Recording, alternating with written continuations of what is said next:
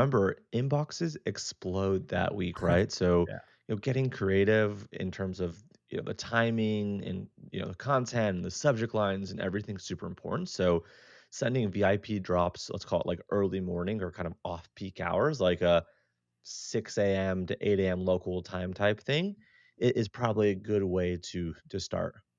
Yeah, and just to add to that, when I talk about the VIP list, you want to get really clear with this. Don't try to get sneaky with it. Subject lines like "you've earned it," "early access," things like that. Things that make people feel like they're getting an early access is really important, and you want to be direct with that. Yeah, and as you're talking about this, one thing I was just thinking about is I think one of the biggest missed opportunities with all of this is actually how you end your sale.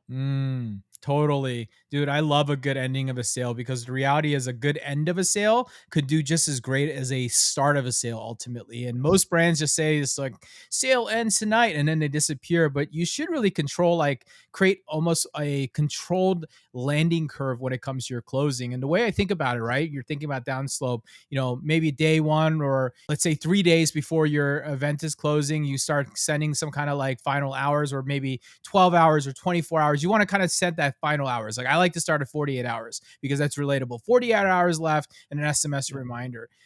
Then you also probably want to do that whole last chance email.